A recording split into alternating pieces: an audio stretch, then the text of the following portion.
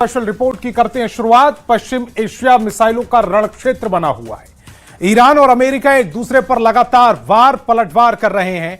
इस बीच अचानक से अमेरिकी राष्ट्रपति डोनाल्ड ट्रंप ने ईरान पर पिछले 13 दिनों से लगातार जारी हमलों पर फिलहाल ब्रेक लगा दिया है। लगभग 2 हफ्तों से हर रोज हो रहे हमलों का यह पहला विराम है। नए हमलों का प्लान तैयार होने के बावजूद ट्रंप ने सेना को नए स्ट्राइक करने से मना कर दिया। अमेरिका का ध्यान अब बातचीत की ओर बढ़ रहा है। हालांकि जरूरत पड़ने पर अमेरिका ने सैन्य अभियान को फिर से शुरू करने की पूरी तैयारी कर रखी है। ट्रंप का यह फैसला पेंटागन की मिसाइल रक्षा प्रणालियों को घटने, स्टॉक और क्षेत्रीय संघर्ष बढ़ने के खतरे के बीच आया। ट्रंप का मानना है कि बड़े पैमाने पर युद्ध शुरू किए बिना सैन्य कार्रवाई अपनी हद तक पहुंच गई थी। वो कूटनीति के लिए रास्ता बनाना चाहते हैं ताकि अगर बातचीत नाकाम हो तो कम से कम दोबारा हमले शुरू किए जा सकें।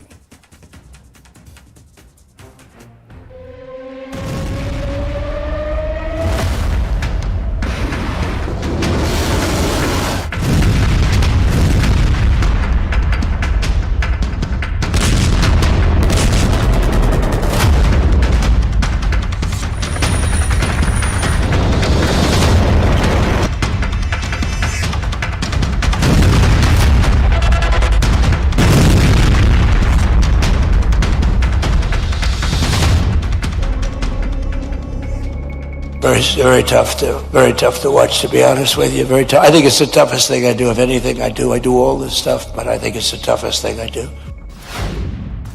22 जुलाई 2026, मैरिएटा, जॉर्जिया, अमेरिका।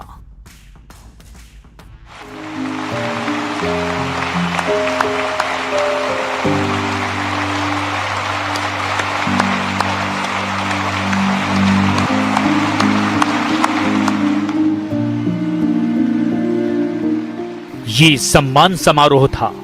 अमेरिकी सैनिकों की बहादुरी को सलामी देने का मजमा लगा था। लेकिन मंच पर ट्रंप का वही पुराना तेवर था। ईरान पर वही धमकियां, वही धौंस, ईरान को परमाणु ताकत बनने से रोकने का वही दावा।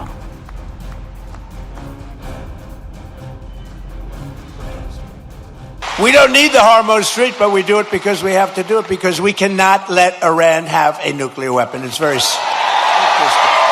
They're getting hit so hard, and they want to make a deal. But I say they're not ready to make a deal. Because every time they make a deal, they want to change it and everything. They're not ready. They'll be ready very soon. Trump की बातों पर खूब तालियां बजी, लेकिन जैसे ही उन्होंने lieutenant Tyler फीहन के परिवार का रुख किया, माहौल बदल गया।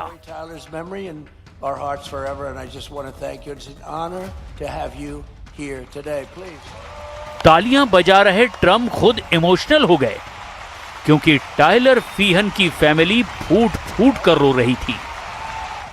ऐसे भावुक पल में ट्रंप कहने पर मजबूर हो गए कि ये उनकी जिंदगी का सबसे कठिन काम है।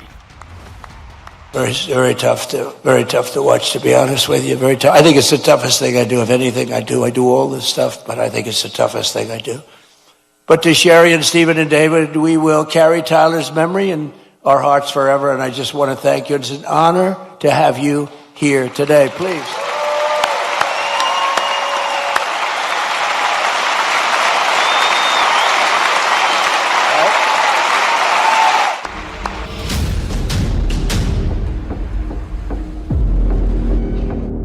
ये उस अमेरिकी सैनिक का परिवार है जिसकी मौत ईरान युद्ध में हुई है।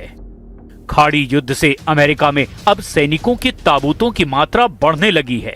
डेलावेयर के डोवर एयरफोर्स बेस पर पहुंचे 4 ताबूत इसकी तस्दीक करते हैं, और तस्दीक इसकी भी कि युद्ध बहुत टक्कर का है। अमेरिका जितने बम मार रहा है, ईरान उतनी ही मिसाइलें फोड़ रहा है। अमेरिका जितने जंगी जेट से हमले कर रहा है, उससे 2 गुने ड्रोन फाइटर से ईरान पलटवार कर रहा है। ईरान दावा कर रहा है कि अमेरिका से वो आंख का बदला आंख से लेगा। खाड़ी देशों में अमेरिकी सैन्य अड्डों को बमबारी करके दहलाने के बाद ईरान ने ऑयल रूट वाला हमला तेज कर दिया है।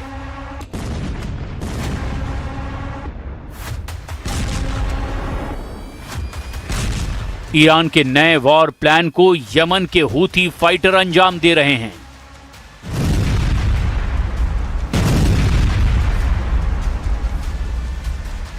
हूथी लड़ाकों ने सऊदी अरब के तेल जहाजों पर भयानक हमला किया, जिससे युद्ध का नया फ्रंट बन गया।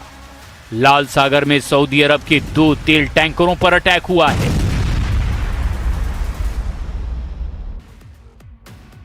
अमेरिका अब ईरान में लास्ट ऑपरेशन की तैयारी कर रहा है। यह ईरान के यूरेनियम पर कब्जे का मिशन है। ट्रंप इस मिशन में बम वर्षकों का इस्तेमाल कर सकते हैं। उन्होंने धमकी दी है कि जहां भी ईरान का यूरेनियम है, वो जगह अमेरिका के टारगेट पर है।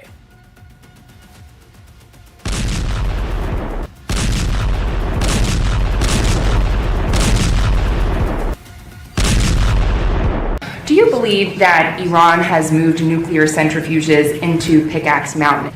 It doesn't mean anything unless they have the material. You're talking about the centrifuges. Yeah, it doesn't mean anything unless they have the material. They don't have. We follow the material. That's where the action is, and we'll be hitting that area probably pretty soon. And there's not a thing they can do about it. Normally I wouldn't say that. If I thought they could do something about it, I would never say that. But we'll be hitting that area pretty soon, and very heavily.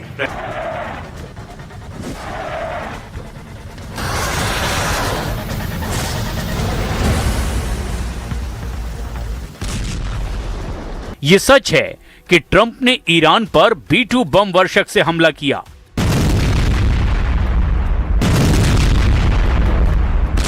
उन्होंने bunker buster के धमाके किए। Tom hoc मिसाइलों की बौछार Iran पर की गई।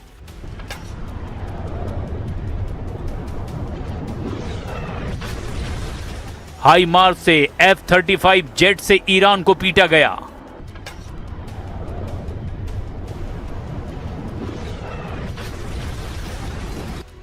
ईरान के हमलों से बचने के लिए अमेरिका ने THAAD का भरपूर इस्तेमाल किया, मगर ईरान टस से मस नहीं हो रहा है, जिसके मायने ये हैं कि ईरान के पास कुछ तो स्पेशल है, ऐसा सीक्रेट वेपन जिससे ट्रंप अनजान हैं।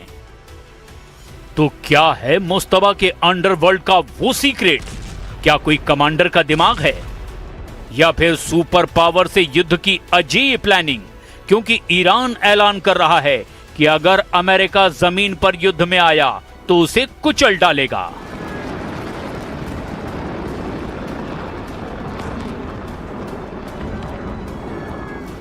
تبعاتش رو خواهند دید. فکر میکنم کسانی هستند در همون مناطق، تعدادشون هم کم نیست، که لحظه شماری میکنند برای خوشامدگویی به این افراد.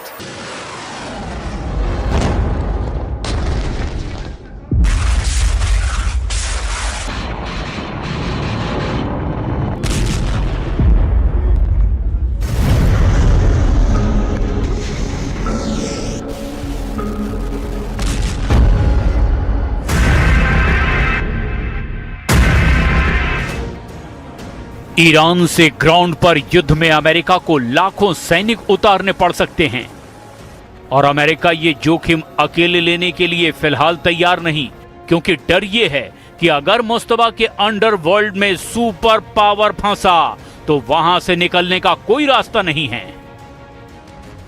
ईरान के सीक्रेट पावर को समझने के लिए फायज़े गफ्फार हद्दादी की खत्त-ए मुक़द्दम नाम की किताब के पन्ने पलटने होंगे, जिसके मुख्य किरदार हसन तेहरानी मुक़द्दम हैं। Commander Hassan Tehrani Moghaddam father of ईरानी मिसाइल प्रोग्राम कहे जाते हैं। तो क्या मुस्तबा ने तेहरानी को वॉर कमांडर बना रखा है, या फिर उनके दिमाग से युद्ध का रुख बदल रहा है?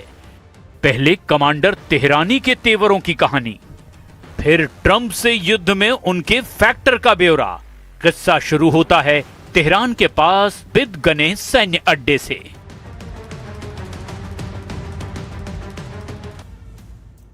युद्ध काल में कमांडर तेहरानी ने ईरानी फोर्स की मजबूती के लिए तूफानी मिशन शुरू किया। 1982 में उन्होंने IRGC की पहली आर्टिलरी कॉर्प्स की स्थापना की। 1982 में एवाज में आर्टिलरी रिसर्च सेंटर की स्थापना तेहरानी की लीडरशिप में हुई। कमांडर तेहरानी ने अक्टूबर 1983 में IRGC के मिसाइल कमांड सेंटर की स्थापना कराई। अगस्त 1985 में कमांडर तेहरानी IRGC वायुसेना के कमांडर बने, जिसके बाद उन्होंने प्रॉक्सी ग्रुप के लिए मिसाइल यूनिट बनाना शुरू किया। 1987 में पहली ईरानी मिसाइल नाज़ियात मिसाइल को डिजाइन किया।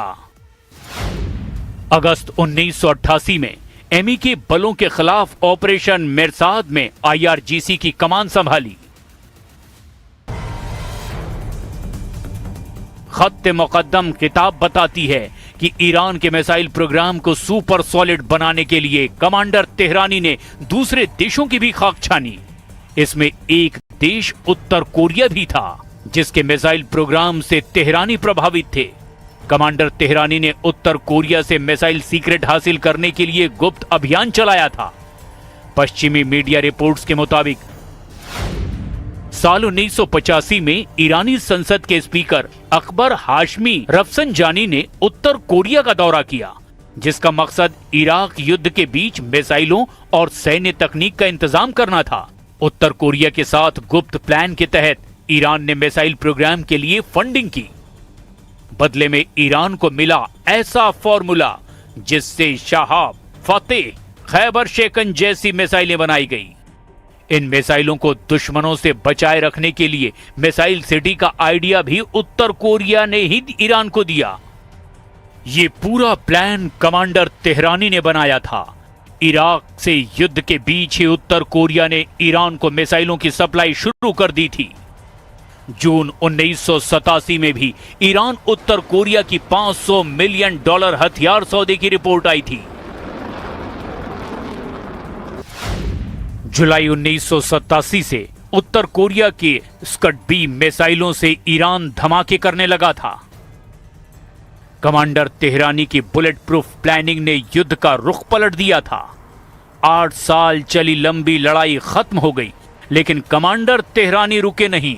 उन्होंने ईरान के अंडरवर्ल्ड की बुनियाद रखी, जिसकी काट किसी दुश्मन के पास नहीं, क्योंकि ईरान ने पाताल लोक में ऐसे युद्ध मुख्यालय बना रखे हैं जिनकी तलाश किसी युद्ध से कम नहीं। पहाड़ों में, रेगिस्तान में, बंजर बियाबान में बने ईरान के गुप्त सैन्य अड्डों की ये भूल भुलैया सुप्रीम लीडर मुस्तफा का अंडरवर्ल्ड है।